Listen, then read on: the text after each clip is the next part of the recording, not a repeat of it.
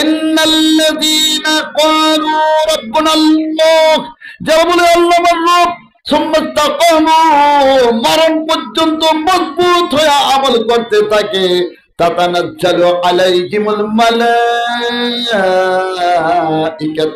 ফেরেশতারা তাদের কাছে নাজিল হয়ে যায় আর বলতে থাকে আল্লাহ তাখাফু, ভয় করিও না, ওয়ালা তাহজানু, চিন্তা দুঃখ কইরো না, ওয়াবশিরু বিল জান্নাতিল্লাতী কুনতুম তুআদুন, ওই জান্নাতের সুসংবাদ গ্রহণ করো যে জান্নাতের ওয়াদা আল্লাহ সুবহানাহু ওয়া তাআলা তোমাদেরকে দিয়ে দিয়েছে। সুবহানাল্লাহ।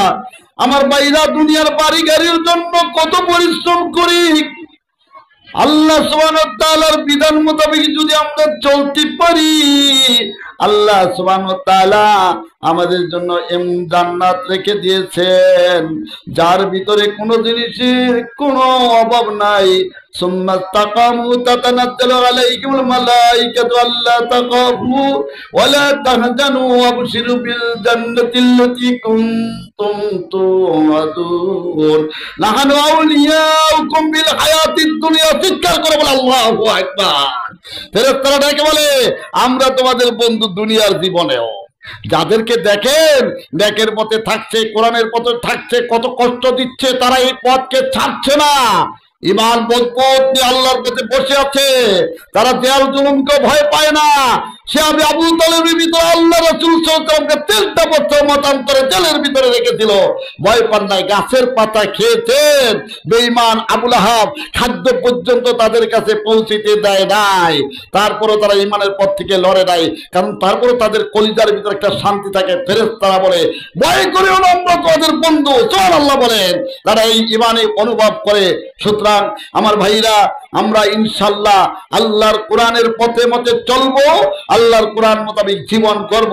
আল্লাহ সুবহানাহু ওয়া তাআলা সূরা বনী ইসরাঈলের ভিতরে আরো বলতেছেন, আজকে তোমরা যে আমল করে যাও সেই আমল নামাটা আল্লাহ সুবহানাহু ওয়া তাআলা কালামে বলে ইকরা কিতাবাকা, ও বান্দা তোমার আমল নামা তুমি পড়ো, কাফা বিনাফসিকাল ইয়াওমা আলাইকা হাসিবা।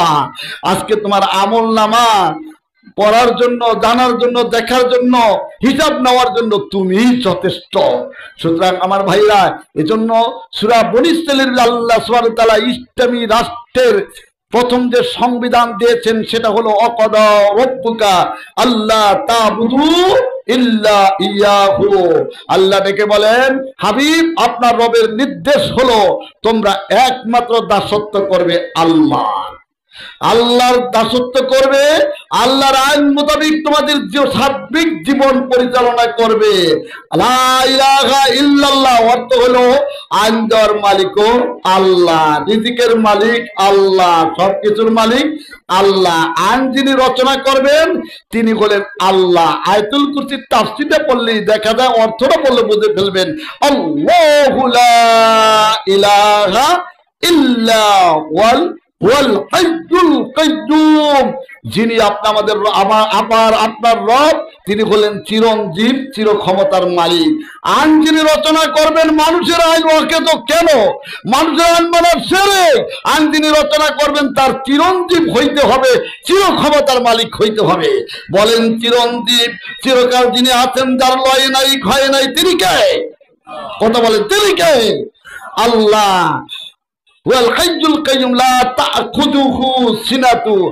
আর যিনি আল্লাহ, যিনি আইন রচনা করবেন, সর্বময় ক্ষমতার মালিক যিনি হবেন, তার কোনো ঘুমতে দূরের কথা তন্দ্রাও নাই। আমরা দুনিয়ার মানুষের আইন মানবো না কেন? ওই আইনের শান্তি দেয় না। দুনিয়ার মানুষের আইন মানলে মানুষ মোশরিক হয়ে যায়। আইন মানবো কার? আল্লাহর। কারণ যিনি আল্লাহ, তার যে কোয়ালিটি আছে পৃথিবীর কোন সৃষ্টির নাই। কারণ সৃষ্টিজীবের ঘুম আছে, ঘুম না আসলে সৃষ্টিজীব সুস্থ থাকতে পারে না। আল্লাহ সুবহানাহু ওয়া তাআলার কোনো ঘুম নাই, তন্দ্রা নাই। লা তাখুযুহু সিনাতু ওয়ালা নাওম, লাহু মা ফিস সামাওয়াতি ওয়া মা ফিল আরদ। আসমান জমিনে যা কিছু আছে সবকিছুর মালিক কে?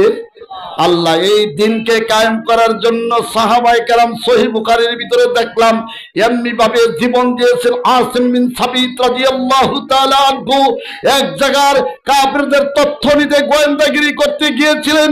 বেঈমানেরা তাদেরকে পিছনে তাদের ফলো করে একটা পাহাড়ের উপরে উঁচু জায়গায়, সেখানে তারা বলল তোমরা নেমে যাও, তোমাদের আক্রমণ করব না। আসিম বিন সাবিত রাদিয়াল্লাহু তাআলা আনহু ডেকে বললেন তোমাদের কথা বিশ্বাস করি না, জীবন দিয়ে শহীদ হয়ে যাব। তিনজন নেমেছিল, তিনজনের মাঝে একজন, ওরা 7 জনকে শহীদ করে ফেললো।